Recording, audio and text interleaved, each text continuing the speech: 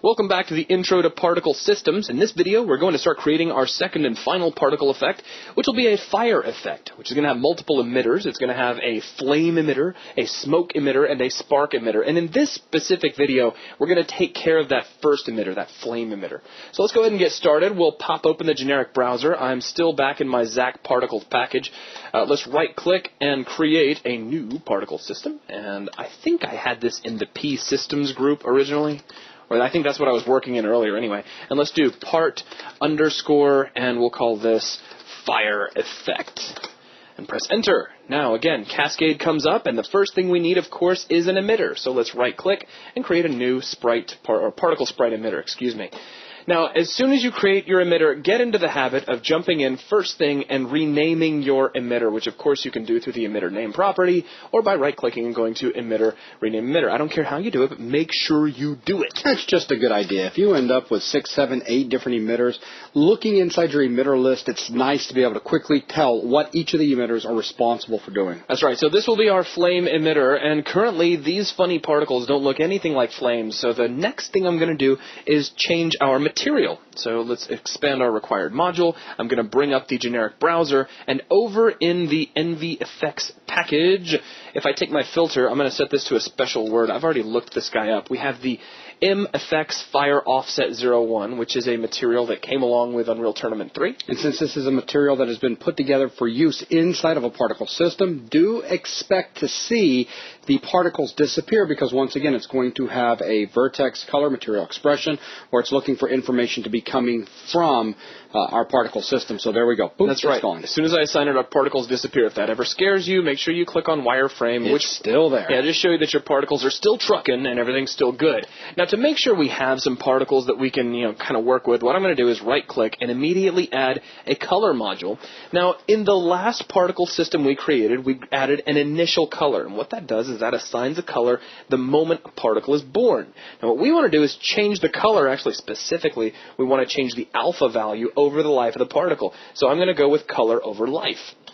And while we're not going to focus on the actual color over its life, just the alpha, you can. You can make it a bit hotter, maybe a little more whitish orange. Or maybe do the gas flame effect. Get the blue in there. It starts off blue at the base, and then as it goes out, it turns orange. There's all sorts of things you could do. Exactly. We're going to use a constant color, but then we're going to animate the alpha to cause our flames to fade out a little better than they are. That's right. So the good news is we have particles back up in the preview window, so we'll bring our attention back to the color over life module in just a minute. Back up here on Flame, where we are at the moment, we've got some more things to set. That's right. We're going to change our spawn rate a little bit. By default, this comes in at a constant of 20. We're going to set this to 25. So we get a few more flames. Yeah, those extra 5 particles per second, so important. Well, that's what seals the deal as far as I'm concerned. That's right. All right, so down from here, we're going to go down to our lifetime module, and we're going to set this to a random range between 0.5 and 1. Now, I want to mention this real quick, just a tip for you to take home with you, and that is that min and max are not always listed in the same order among these distributions. It's max min. Yeah, sometimes it's alphabetical, so just keep an eye out for that. Make sure you're setting the right value. Because I can promise you, even the best of us have been burned by not paying attention and assuming the very first one is always min and the second one is always max. Oh, the stories I could tell. Yeah. All right, let's jump down to initial size, and I'm going to set this to a range between 35 and 45. So notice here we have max on top and min on bottom. So min will be 35s down the board. Now, really, the only key guy here is X. Now, as a matter of habit, I set all 3 if I know that I want them all the same value. Yeah, it's a quick pop quiz. Why do we only have to set X? Well, come on, guys. Surely you remember. I'll show you. There you go. We come back up here to our required module. Our screen alignment is set to PSA square. It's always a square, so only the X value is going to be taken into account. All right, so there's our initial size all set. Moving down from here, we're going to take a look at our initial velocity, which is currently pushing our particles up into the air pretty nicely. All I'm going to do is take our minimum value, which is currently set to 50 in Z. We're going to push that up to 75. So in general, we're speeding up our particles. Shoot them up a little bit faster. You'll notice as Zach goes through and starts setting all of the different properties for our effect, one of the things he's going to continue to push is random numbers. Random numbers. This is really important in making a very fluent-looking effect like fire. That's right. All right, now moving down from here, let's go down to color over life. And as I mentioned earlier, in our particular case, the color itself is going to be a constant. We're not going to be changing it over the life of the particle. So let's go over to our distribution, and we'll set this to a vector constant. So it's only one value.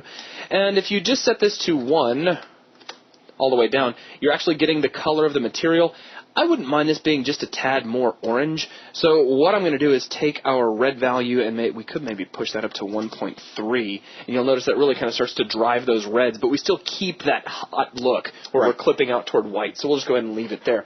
Now, down from here, we have alpha over life. And this is the guy who's going to be really important, because if you take a look at our fire, you can't really tell that it's popping into existence. Oh, yeah, you can. It looks rough. It's a real bad stutter or jitter down there at the bottom. Well, there are so many particles layered on top of each other, it's not quite as apparent as it is at the top. It gives that jitter effect. But the top, the top is very obvious because the particles are popping out of existence. That's right. They're immediately gone, and that looks terrible. You don't want that. So what we're going to do is fade them out.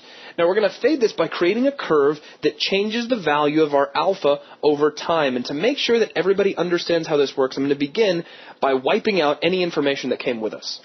This is the first time you guys are going to see how to actually go about creating a curve when working inside of Unreal Cascade. It's not like working with curves over in Matinee. No, not at all. In regards to generating your keyframes. Now, once you have a curve in place, working inside the curve editor is very much like working in the curve editor over in Matinee. But you can't just go over to the curve editor and hit the good old enter key to drop down a key. Here, you have to do it manually. That's right. So the first thing I'm going to do is wipe out the points we have by clicking on the Remove All Items from Array button. And the second thing you're going to do is go ahead and take and send that curve from the module over to the curve editor so that they can see this thing build up. I'm going to remove color over life. We don't really need to see that. Okay, first step is to add some point, because you'll notice as soon as our points were gone, we lost all our particles, because really it's like we have no alpha. So let's click Add New Item. And a point just appeared over in the curve editor right there. Navigate by dragging with the left mouse button, and you can see that right there. Notice it's got a value of 0, and it's at a time of 0. Now, how do we set that? Well, we have a couple of options. If we wanted to, we could select the actual point over here in the curve editor. We could hold down Control, and we could move it around. Look at that. As soon as it came off 0, hello, we've got particles. And as that drags it up and down, it becomes more opaque, and it becomes less opaque or more transparent. So as I drag it up above 0, also notice this, it won't let you drag it below 0. I love that. So I can drag it way up into the air, and we start really kind of super pushing our alpha beyond the norm. But actually, look, it's not beyond 1. It's actually capping up there, too. Very nice. Great stuff. So and down there at the bottom, nice and transparent. So what we're looking for is a smooth transition over the life of the particle. Now, it is absolutely cool if you want to create all of your curves just by adding a point over here inside of your properties window and then controlling the location of that point over here inside the curve editor. Sure, nothing wrong with that. It actually works great. Now, just for those of you who are following along so that we can have all the same values, I'm going to show you how you can also adjust these numerically over here inside the properties window. You have two important values. You have in value and out value, where in value is your your point along the timeline. Yeah, your time. That's right. And then your out value is going to be the actual value, in this case, of your alpha, because that's what you're controlling. So this can be really confusing to those that aren't used to seeing in value and out value representing time and value. Yeah, you just got to keep it straight in your head. In value equals time, out value equals your property value. And we can prove it real quick. Go ahead and set in val to 0.2. They're going to see a big jump. Boom, big jump. That's right. Now, we want to set this at birth, so we're going to start off by setting our in value to 0, which, because remember, we're doing color over life, so 0 equals birth, 1 equals death. Now, let's take our out value, and we're going to leave this at 0, because when the particles are born, we want them to be completely transparent. Next, we're going to add another point, so let's go ahead and click the Add New Item button. Now we have points 0 and 1. Now, you can select this point over here, but it's a little tricky because it's stacked right on top of the original. So the next thing I'm going to do is change my in value to 0.25, which jumps the point over. And at this point, you could select, you could select this inside the curve editor, hold down the Control button, and start to move this around. Now, again, I'm going to set it literally inside the numeric fields just to make things easy on everyone. So this will have an out value of 1 and an in val of 0.25. So in the first quarter of the particle's life. It's going to be completely transparent and work its way at the moment linearly from completely transparent to completely opaque.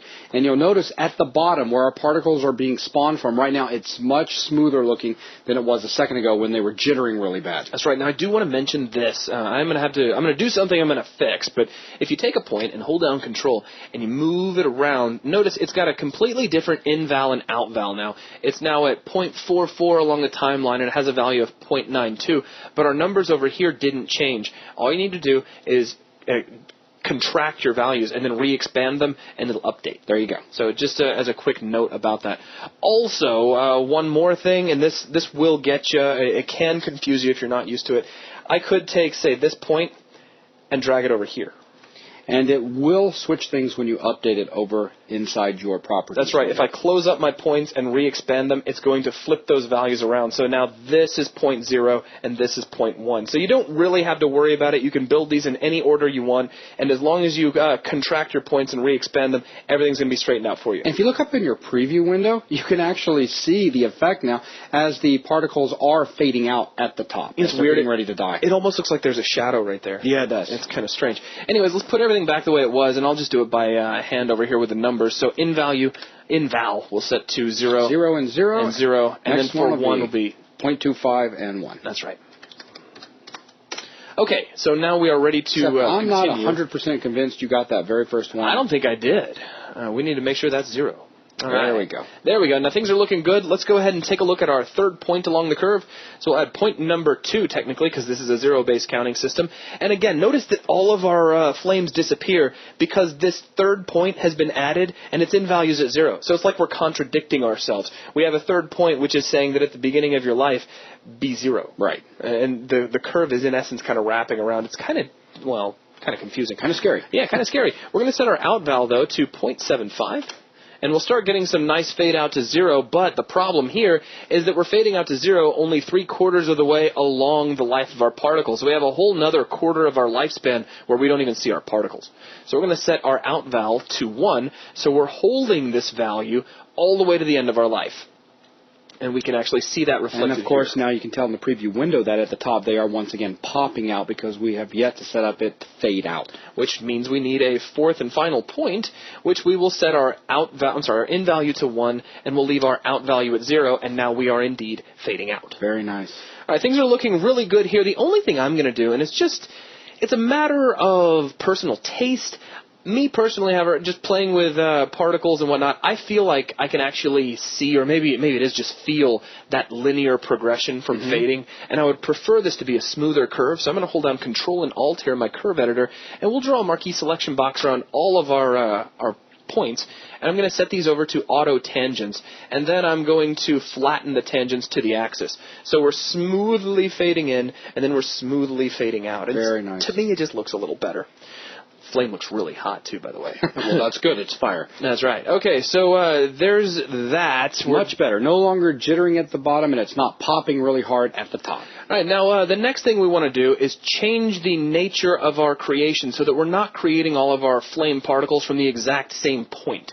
We're going to change that by adding an initial location module located under location.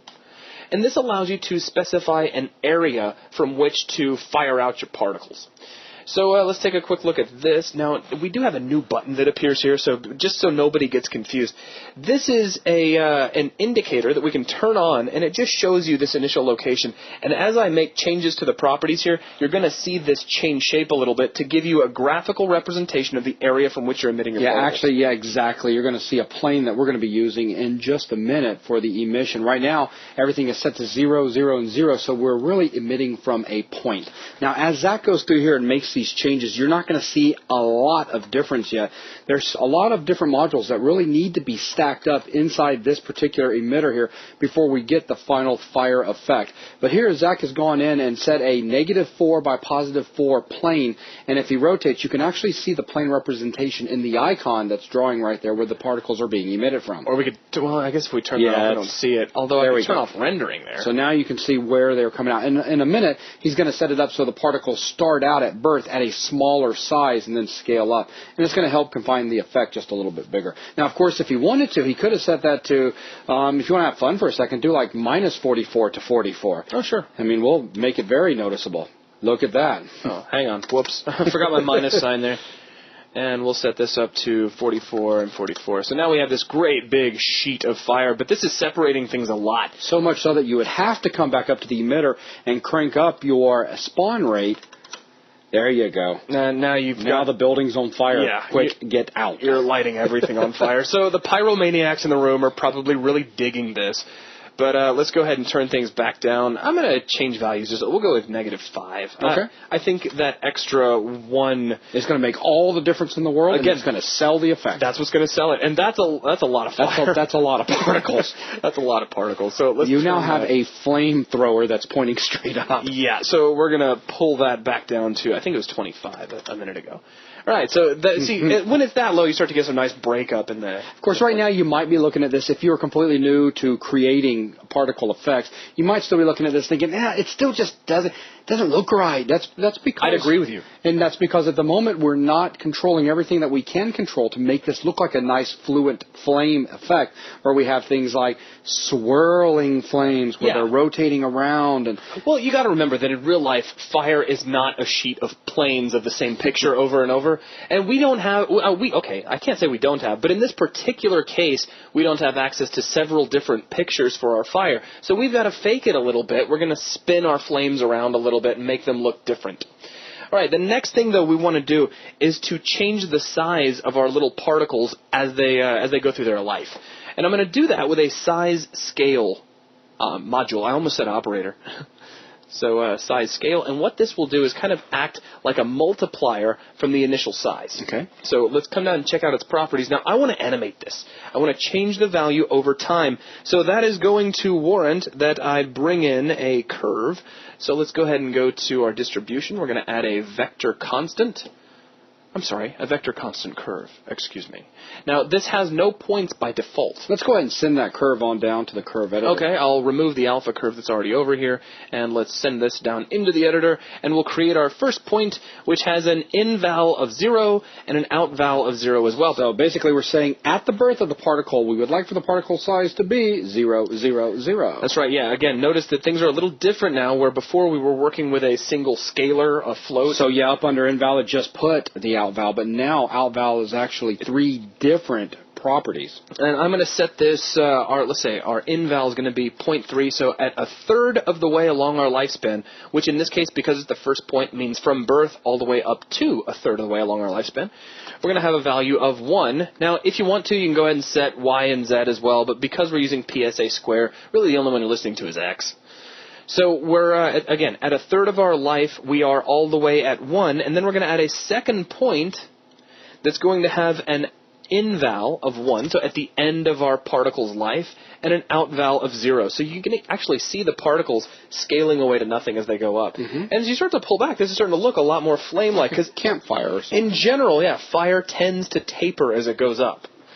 Okay, so that's looking pretty good. I think the next thing we need to do is worry about the fact that all of our particles are oriented in the exact same way, because you can kind of see that. It looks a little cheesy if you look really close. So let me scroll down. I will throw this in there real quick. Just a minute ago, I believe I said when we were talking about initial location that you were going to have them scale up.